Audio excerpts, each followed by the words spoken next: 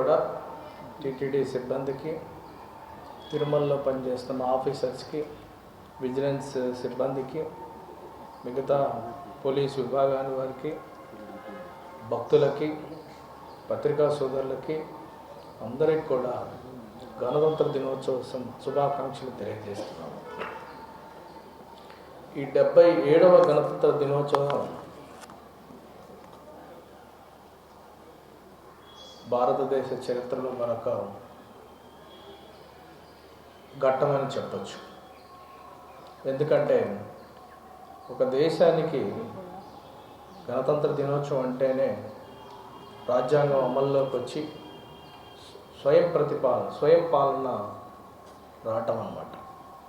అంటే ఒక వ్యవస్థని మన ఓన్గా బిల్డ్ చేసుకొని రాజ్యాంగాన్ని అమల్లోకి వచ్చి పౌరుల యొక్క హక్కులని, అలానే వ్యవస్థలని, రాజ్యాంగ వ్యవస్థలని పూర్తి స్థాయిలో భారతదేశం సొంతగా చేసుకోవటం అనేది. ఈ సందర్భంగా మనందరం కూడా ఒకటి గుర్తుపెట్టుకోవాలి. ఏ పని చేసినా కానీ ఒక వ్యవస్థ బిల్డ్ చేసుకోవాలి, ఒక స్ట్రక్చర్ క్రియేట్ చేసుకోవాలి. ఆ స్ట్రక్చర్ క్రియేట్ చేసినప్పుడు మాత్రమే ఏ పని అయినా, ఏ స్కీమ్ అయినా, ఏదైనా కానీ సస్టైనబిలిటీ ఉంటుంది, లాంగ్ టర్మ్ సస్టైనబిలిటీ ఉంటుంది.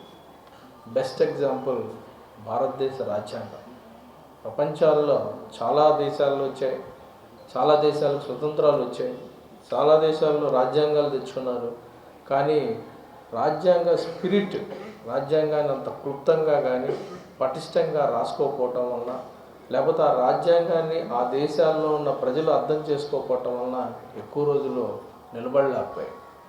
కానీ భారతదేశం ఎప్పటికప్పుడే మన భారత రాజ్యాంగాన్ని ఎప్పటికప్పుడు రీవిజిట్ చేసి అవసరమైనప్పుడు మళ్ళీ అమెండ్మెంట్ చేసుకుంటూ ఎప్పటికప్పుడే ప్రజల యొక్క, వ్యవస్థల యొక్క ప్రయోజనాలని ఎప్పటికప్పుడే చూసుకోవటం వలన ఈ దేశం ప్రపంచంలోనే పెద్ద ప్రజాస్వామ్య వ్యవస్థగా మనం ఈరోజు ఆదర్శవంతమైన దేశంగా, ప్రపంచానికే ఒక ఆదర్శ దేశంగా కూడా మనం ఈరోజు వచ్చామంటే దీని కర్తలు, దాని వెనక ఉండే వాళ్ళ యొక్క గొప్ప కంట్రిబ్యూషన్, గొప్ప నాయకులు, గొప్ప dedicated their life to the country, వాళ్ళందరినీ కూడా మనం స్మరించుకోవాల్సిన అవసరం ఎంతైనా ఉంది. ఈ సందర్భంలో మీకు మళ్ళీ ఒకటి చెప్పాలి. మనం టీటీడీ చాలా పురాతనమైన ధార్మిక వ్యవస్థ, అలానే ప్రపంచంలోనే పెద్ద ధార్మిక వ్యవస్థ. ఈ వ్యవస్థ కూడా ఎప్పటికప్పుడే రీవిజిట్ చేసుకుంటూ, వ్యవస్థని ఎప్పటికప్పుడే రీఓరియంట్ చేసుకుంటూ, ప్రజలకి, పిలిగ్రిమ్స్కి దగ్గరగా ఉంటూ వాళ్ళ సేవల్లో ఎప్పుడూ కూడా నిమగ్నమై ఉన్నామని ఈ సందర్భంగా తెలియజేస్తున్నాం. మనం చూస్తే ఈ మధ్యకాలంలో చాలా వరకు పూర్తి స్థాయిలో మనం కూడా చాలా వరకు పాలసీలు చేయటం స్టార్ట్ చేసాం. కేవలం మనం ఎప్పటికప్పుడే అవసరమైన కొద్దీ చేయకుండా, అవసరమైనప్పుడు కొంచెం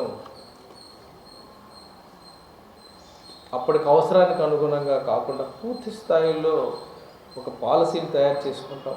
అలానే ప్రొసీజర్స్ కూడా పూర్తి స్థాయిలో మనం ఈ మధ్యకాలంలో, ఈ లాస్ట్ 1.5 year టైంలో చాలా వరకు మనం దీంట్లో ముందున్నామని చెప్పొచ్చు. మీకు తెలుసు, ఈ మధ్యకాలంలో మనం క్యాంటీన్ వ్యవస్థలో పూర్తి స్థాయిలో ఒక పాలసీ చేసాం. భవిష్యత్తులో ఎవరైనా ఆ పాలసీని మార్చాలనుకుంటే రీవిజిట్ చేయాలి, మళ్ళీ పాలసీని అలానే రాయాల్సి వస్తుంది. ఒకవేళ డీవియేట్ కావాలన్నా పాలసీ రాయాలి. కంప్లీట్గా ఏదో ఒక పేజీ 2 పేజీలు రాసి మనం టెండర్ చేయటం కాకుండా policy, end to end policy ఎలా చేసామో దాంట్లో చేసాం. అలానే కాటేజ్ డొనేషన్ పాలసీ కూడా చాలా బ్రహ్మాండంగా చేసాం. ఇప్పుడు కూడా టీటీడీ చరిత్రలో చాలా రిజల్యూషన్ చేసుకున్నాం, కానీ ఇంత కాంప్రహెన్సివ్గా పాలసీ చేసిన సందర్భం ఎప్పుడూ కూడా లేదు. 100 పేజీలతోటి ఎవరేం చేయాలి, రూల్స్, రెస్పాన్సిబిలిటీస్ ఎలా ఉండాలి అనేది కూడా చేసాం. అలాగే రాబోయే కాలంలో క్యాష్ డొనేషన్ పాలసీ కానీ మిగతా పాలసీల మీద కూడా చాలా వరకు వర్క్ జరుగుతూ ఉంది. సో మనం చెప్పేది ఏంటంటే, ఎప్పుడు కూడా ఏమన్నా మార్పు చేయాలంటే మార్పును ఆ రోజుకి ఆ రోజు చేయలేము. ఆ మార్పుకు ఉన్న ఫోర్కాస్ట్ చేయాలి. ఒక 10 years తర్వాత 20 years దాకా కూడా సస్టైనబిలిటీ ఉండే విధంగా అలానే 360 డిగ్రీస్లో దాని రిపర్కషన్స్ ఎలా ఉంటాయి, ఓవరాల్ రిపర్కషన్స్ ఎలా ఉంటాయి, అలానే సిస్టమ్ సస్టైనబిలిటీని కూడా దృష్టిలో పెట్టుకుని ఎక్కడా కూడా ద ప్రోగ్రెసివ్ గ్రోత్ రేట్ని ఎక్కడా కూడా మనం తగ్గకుండా కూడా ముందుకు తీసుకెళ్ళాలి. కాబట్టి వీటన్నిటిని కూడా పరిగణలో తీసుకొని పాలసీలు చేస్తున్నాం.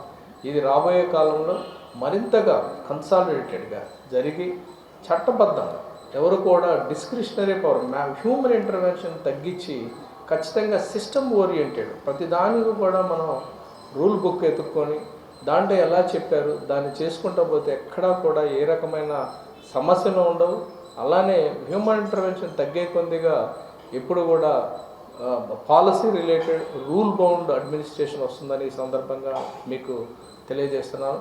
అలానే ఈ మధ్యకాలంలో ప్రొక్యూర్మెంట్లో కూడా మనం చాలా చేంజెస్ చెప్పడానికి చాలా ప్రయత్నం చేస్తున్నాం. ప్రొక్యూర్మెంట్లో ఒక మాన్యువల్ కూడా ఆల్మోస్ట్ గెటింగ్ రెడీ, చాలా వరకు వర్క్ చేస్తున్నాం. అలానే ఒక comprehensive manual about the product కానీ, ప్రాసెస్ కానీ, ప్రొసీజర్ కానీ, అగ్రిమెంట్స్ కానీ, క్యాన్సిలేషన్ కానీ, బ్లాక్ లిస్టింగ్ కానీ, డిస్ప్యూట్ రిజల్యూషన్స్ కానీ, ఇట్లాంటి బోల్డ్ అని ఉంటాయి. స్పెసిఫికేషన్స్ ఆఫ్ ద ప్రోడక్ట్ కానీ చాలా ఒక కాంప్రిహెన్సివ్ మాన్యువల్ తెస్తే భవిష్యత్తులో ఎవరికి కూడా ఏ రకమైన ఇబ్బందులు ఉండదు. అలానే మన ఇప్పుడున్న ఏజ్ మీ అందరూ తెలిసి ఇన్ఫర్మేషన్ టెక్నాలజీ లేకపోతే ఏ ఎనేబుల్డ్ సిస్టంలో ఉన్నాం. సో అందుకని మనం కూడా ఒక పోర్టల్ కూడా ఆల్మోస్ట్ గెట్టింగ్ రెడీ. మనం చాలా వరకు పోర్టల్ కూడా అయితే ఓవరాల్గా మొత్తం కూడా ఎంటైర్ ఆక్షన్ కానీ ఎంటైర్ ప్రొక్యూర్మెంట్స్ కానీ అన్నీ కూడా పోర్టల్ ద్వారా చేస్తే ఎక్కడా కూడా మనకి హ్యూమన్ ఇంటర్వెన్షన్ లేకుండా ఖచ్చితంగా ట్రాన్స్పరెన్సీ అండ్ అకౌంటబిలిటీ కూడా సిస్టాన్ని తేవచ్చని ఆ ఓరియంటేషన్లో కూడా వర్క్ నడుస్తుంది. రాబోయే 2 నెలల్లో చాలా మార్పులు వస్తాయి. ఖచ్చితంగా మనం వచ్చి ప్రపంచం మూవ్ అవుతున్న కొద్దిగా ట్రాన్స్పరెన్సీ పెరుగుతూ ఉంటుంది, అకౌంటబిలిటీ పెరుగుతూ ఉంటుంది. అలానే మనం కూడా సిస్టాన్ని కూడా మనం అలానే డ్రైవ్ చేయాల్సిన అవసరం కూడా ఉంది. అడ్మినిస్ట్రేషన్ కూడా ఆ ఓరియంటేషన్లో మనందరం కూడా కలిసి పనిచేస్తున్నామని ఈ సందర్భంగా తెలియజేస్తున్నాను. అలానే భక్తుల ప్రయోజనాలను దృష్టిలో పెట్టుకొని మనం చాలా వర్క్ చేసాం. మీ అందరికీ తెలుసు ఈ మధ్యకాలంలో బ్రహ్మోత్సవాలు అయిపోగానే వైకుంఠ ఏకాదశి చేసాం. వైకుంఠ ఏకాదశి అయిపోగానే వితిన్ 10 డేస్లో మళ్ళీ మనం నిన్న రథసప్తమి చేసాం. ఆల్మోస్ట్ అందరూ కూడా నైట్ దాకా అక్కడే ఉన్నారు. నాకు తెలుసు, చూస్తుంటే అందరూ కూడా పాపం చాలా అలసిపోయి కష్టపడి కూడా ఉన్నారు. వాళ్ళందరూ కూడా ఇంత పెద్ద ఈవెంట్ చేయాలంటే లక్షలాది మంది భక్తులు, డిఫరెంట్ లాంగ్వేజెస్ మాట్లాడేవాళ్ళు, డిఫరెంట్ ప్లేసెస్ నుంచి వచ్చేవాళ్ళు, డిఫరెంట్ కంట్రీస్ నుంచి వచ్చేవాళ్ళు, వాళ్ళందరి ప్రయోజనాలను కూడా దృష్టిలో పెట్టుకొని మనం కరెక్ట్ ప్లానింగ్ చేయడం జరిగింది. ఆ ప్లానింగ్ ప్రకారం ఆఫీసర్స్ ఆ ప్లానింగ్ అర్థం చేసుకొని చాలా సమర్థవంతంగా ఎగ్జిక్యూట్ చేస్తే నేను ఫీడ్బ్యాక్ తీసుకుందామని గ్యాలరీస్ పెడితే ఎంత బాగా సంతోషం వచ్చిందంటే మనం కష్టపడ్డదంతా కూడా మర్చిపోయే విధంగా బ్రహ్మాండం పిలిచి చెప్పారు, బ్రహ్మాండంగా చేశారు సార్ అని చెప్పి మనమే ప్రతి సంవత్సరం కూడా ఒక బెంచ్ మార్క్ క్రియేట్ చేస్తాం. ఏది భక్తుల సేవలు ఎప్పటికప్పుడే టీటీడీ ఒక బెంచ్ మార్క్, తిరుమలలో బెంచ్ మార్క్ క్రియేట్ చేయడం అనేది చాలా గొప్ప విషయం. అందరూ ఆఫీసర్స్ ఇన్వాల్వ్ కావటం వల్లనే, ఒక టీమ్గా పనిచేయటం వల్లనే ఇది సాధ్యమవుతుందని చెప్పి ఈ సందర్భంగా తెలియజేస్తూ అందరూ కూడా చాలా కష్టపడి పనిచేసినందుకు వాళ్ళందరూ కూడా కృతజ్ఞతలు తెలియజేస్తున్నాను. ఈ గణతంత్ర దినోత్సవం సందర్భంగా ఇది మరింత ముందుగా తీసుకెళ్ళాలి మనందరం కూడా. అలానే మనం ఇక్కడే వదిలేయకూడదు. మనం చేసే పొరపాట్లు చాలా వరకు ఏంటంటే మనం రికార్డ్ చేయాలి. ఎప్పటికప్పుడే బాగా పనిచేసాం అయిపోయింది అంటారు. సో అందుకని మనం ఇప్పుడు ఒక సిస్టమ్ బిల్డ్ చేసాం. అయిపోయిన తర్వాత పోస్ట్ మార్టంలో కూడా మనం డీబ్రీఫింగ్ సెషన్ పెట్టి ఖచ్చితంగా దాన్ని ఒక పేపర్ మీద పెట్టి రాబోయే కాలంలో మన సక్సెస్ ఏంటి, మనం ఎలా ఎగ్జిక్యూట్ చేసాంతో పాటు మనం ఐడెంటిఫై చేసిన ఏమన్నా షార్ట్ కమింగ్స్ ఉన్నాయా, ప్రాసెస్లో ఏమన్నా ఇబ్బందులు ఉన్నాయా, వాటిని ఎలా హ్యాండిల్ చేయాలనేది కూడా రికార్డ్ చేయడం జరుగుతుంది. ఎప్పుడు కూడా ఒక ఈవెంట్ జరిగినప్పుడు ఈవెంట్ని అలానే వదిలేయకూడదు. ఎంత గొప్పగా చేసినా ఆ ఈవెంట్ని మళ్ళీ కూడా అసెస్మెంట్ చేసుకున్నప్పుడు మాత్రమే దాంట్లో ఉన్న పాజిటివ్స్ నెగిటివ్స్ కూడా తెలుస్తాయి. అప్పుడు రాబోయే కాలంలో మరింతగా ఎఫెక్టివ్గా మనం పనిచేయడానికి అవకాశం ఉంటుంది. సర్వీస్ కూడా quality of the service improve చేయడానికి కూడా బాగుంటుందని ఈ సందర్భంగా తెలియజేస్తూ ఈ సిస్టాన్ని కూడా మనం మరింతగా మనం బ్రహ్మోత్సవాల కాలం స్టార్ట్ చేసాం. ఖచ్చితంగా ఇది ఒక ఇన్స్టిట్యూషనలైజ్ చేసి దాన్ని ఒక ఇన్స్టిట్యూషన్కి ఎలా ఉపయోగపడుతుంది రాబోయే కాలంలో అనేది అది వర్క్ జరుగుతుంది. మీ అందరికీ తెలుసు, ఈ మధ్యకాలం లాస్ట్ 1 yearలో మన ఫీడ్బ్యాక్ సిస్టమ్ చాలా వరకు ఇంప్రూవ్ చేశాం. ప్రతి ఈవెంట్లో కానీ ప్రతి మంత్లో కానీ యొక్క భక్తుల అభిప్రాయాలు, మనం ఇచ్చే సేవలు ఎలా ఉన్నాయని చెప్పి ఎప్పుడు కూడా ఫీడ్బ్యాక్ తీసుకోవటం జరుగుతుంది. దాన్ని 3 రకాలుగా తీసుకోవటం జరుగుతుంది. ఒకటి మనం వాట్సాప్లో తీసుకుంటుంటాం, IVRSలో తీసుకుంటాం, ఫోన్ కాల్లో, అలానే శ్రీవారి సేవకుల ద్వారా కూడా మనం తీసుకుంటూ ఉంటాం. అన్ని సర్వీసెస్ మీద మనం ఎప్పుడు తీసుకోవటం వలన ఎప్పటికప్పుడే మనం వాటి మీద రివ్యూలు పెట్టుకొని ఎక్కడ సేవలు ఇబ్బందిగా ఉన్నాయి, ఎక్కడ సిస్టమ్ వీక్గా ఉంది, ఎక్కడ వ్యక్తులు ఇబ్బందికరంగా ఉన్నారు అనే దాని మీద మనం అనలైజ్ చేసుకొని ఎప్పటికప్పుడే మనం ఇంప్రూవ్మెంట్ కోసం ట్రై చేయటం వల్ల ఈరోజు కొన్ని సేవల్లో మనం 93, 96, అన్నదానంలో అయితే 96, 97 ఎప్పుడు తగ్గకుండా నడుస్తూ ఉంటుంది. సో అందువల్ల మనం కూడా ఎప్పుడు కూడా ఇది ఇన్స్టిట్యూషనలైజ్ చేసినప్పుడు మాత్రమే ఆ ఇన్స్టిట్యూషన్కి ఎప్పుడు కూడా బెనిఫిట్గా ఉంటుంది. మనం కూడా చాలా వరకు ఈ మధ్యకాలంలో చాలా సంస్కరణ తీసుకురావడం జరిగింది. మీ అందరికీ కూడా తెలుసు. ఇంగ్రీడియంట్స్లో కూడా మీరు చూసాం, చాలా వరకు ఇండియాలో ఎవరు చేయలేదు. అన్ని ఇంగ్రీడియంట్స్ కూడా ఎనేబుల్డ్ కెమెరాస్ ద్వారా సెగ్రిగేట్ చేసి ఏ ఫారిన్ పార్టికల్ లేని విధంగా కూడా మనం లడ్డు మేకింగ్లో కానీ అన్నప్రసాదాల్లో కూడా చేయడం జరిగింది. లాస్ట్ 8 monthsలో మనకి 0 కంప్లైంట్స్ వచ్చింది. ఇదంతా కూడా system driven administration, not individual driven administration. ఒక సిస్టాన్ని బిల్డ్ చేసి దానికి ఉన్న కావాల్సినవన్నీ కూడా if you put it in place, ఆ ప్లేస్లో పెడితే అది ఆటోమేటిక్గా మనకి డ్రైవ్ చేస్తూ ఉంటుంది. మనకిచ్చిన SOP ప్రకారం మనం అబ్జర్వ్ చేసుకుంటూ మనం ఆపరేట్ చేస్తే ఏ రకమైన ఇబ్బంది ఉండదు. అలానే పిలిగ్రిమ్స్కి చాలా వరకు మనం ఈ మధ్యకాలంలో చాలా కాటేజెస్ కూడా వాళ్ళకి అందుబాటులో తెచ్చాం. PAC 5లో చేయటం వల్ల చాలా మంచి ఫెసిలిటీ. అలానే రాబోయే కాలంలో మిగతా PACలను కూడా అలానే సంస్కరించాలి, అలానే అలానే మళ్ళీ మనం రెనోవేట్ చేసి భక్తులకు అందుబాటులో తేవాలని చెప్పి డిసైడ్ చేయడం జరిగింది. సో ఖచ్చితంగా పిలిగ్రిమ్ సేవలో మనం ఎప్పుడు కూడా ఇన్వాల్వ్ అయి ఉన్నాము. అలానే పిలిగ్రిమ్ సేవలోనే మనందరం కూడా, మీరందరూ కూడా దాదాపు ఆఫీసర్లు కొంతమంది 30 years నుంచి 20 years నుంచి వర్క్ చేస్తూనే ఉంటారు. వాళ్ళ అనుభవం కూడా చాలా ఉపయోగపడుతుంది ఇటువంటి టైంలో. ఆ అనుభవాన్ని ఇన్స్టిట్యూషన్కు వాడాలి. అనుభవాన్ని మనం అలానే వదిలేస్తే అది ఇండివిజువల్ అనుభవం అసెస్మెంట్ చేయడానికి ఉపయోగపడుతుంది, పర్సెప్షన్స్ డెవలప్ చేయడానికి మాత్రం ఉపయోగపడుతుంది. అలానే మీకు మనం వైకుంఠం 1లో 25 కంపార్ట్మెంట్లో మనం enabled command control system build చేసాం.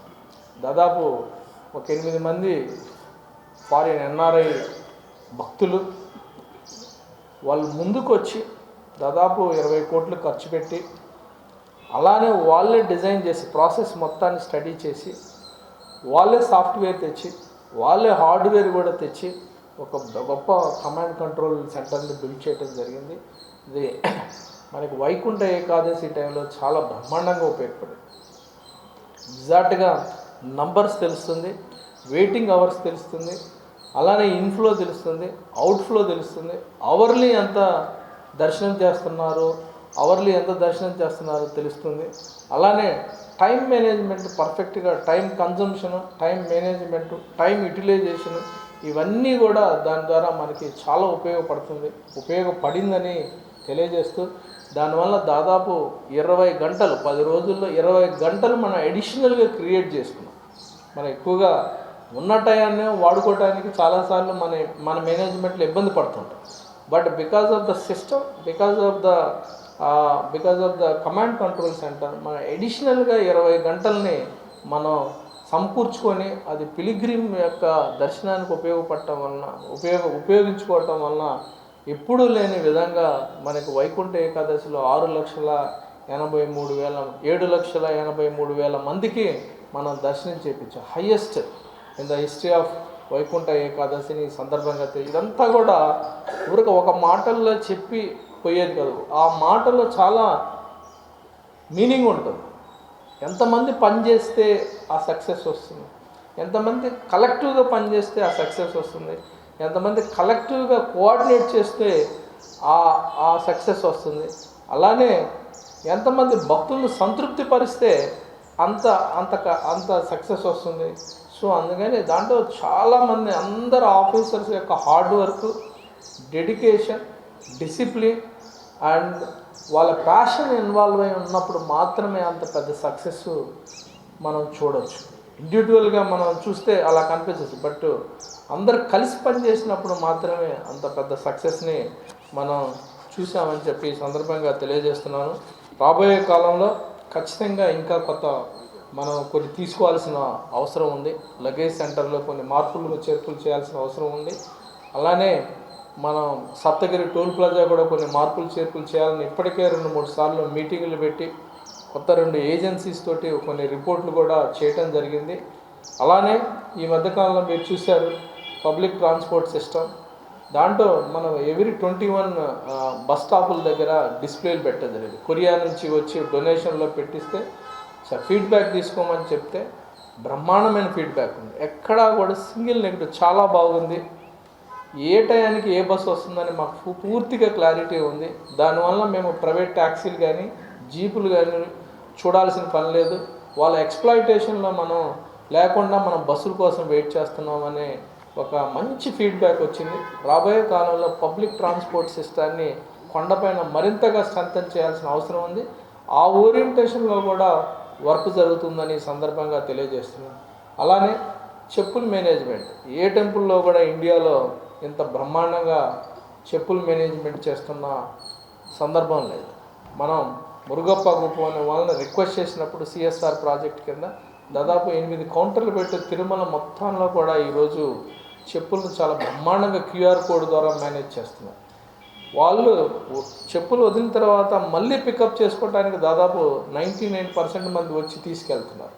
సో రాబోయే కాలంలో ఇది ఒక క్యాంపెయిన్ మోడ్లో తీసుకొని భక్తులు కూడా ఎక్కడ పడితే అక్కడ చెప్పులు వదిలేయకుండా ఎక్కడైతే డిజిగ్నేటెడ్ సెంటర్లో ఉంటాయో అక్కడే వదిలి మళ్ళీ వచ్చి తీసుకునే విధంగా ఒక డిసిప్లిన్ వాతావరణాన్ని బిల్డ్ చేయాల్సిన అవసరం ఉంది. ఆ ఓరియంటేషన్లో వర్క్ చేసే విధంగా కూడా హెల్త్ డిపార్ట్మెంట్ వర్క్ చేస్తుందని చెప్పి సందర్భంగా తెలియజేస్తాం. ఏదైనా సిస్టాన్ని బిల్డ్ చేయడానికి, సక్సెస్ చేయడానికి చాలా ప్రాసెస్ ఉంటుంది. కొన్ని మంచి స్కీములు పెడతాం, కానీ మంచి స్కీములు మళ్ళీ ప్రజల్లోకి, భక్తుల్లోకి తీసుకెళ్ళి సక్సెస్ చేయాల్సిన బాధ్యత కూడా మన మీదే ఉంది. దానికి కూడా అందరు స్టేక్ హోల్డర్స్ యొక్క సపోర్ట్ తీసుకొని అప్పుడు ఇంప్లిమెంట్ చేసినప్పుడు కన్సెన్సస్ చేయాలి, తర్వాత సెన్సిటైజ్ చేయాలి, తర్వాత లాస్ట్లో ఎన్ఫోర్స్ చేయాలి. అప్పుడే సక్సెస్ అవుతాం. ఖచ్చితంగా రాబోయే కాలంలో ఈ కొత్త మనం పెట్టిన ఓరియంటేషన్, అంటే తిరుమల అంటేనే పవిత్రత, ప్రతి దాంట్లో పవిత్రత ఉండాలి.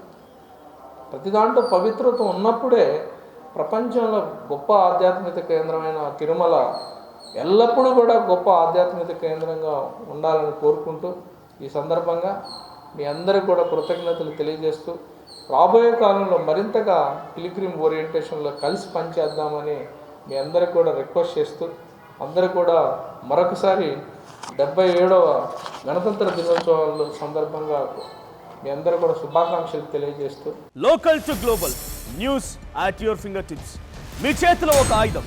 Download Raw TV app. Media legend Ravi Prakash is back.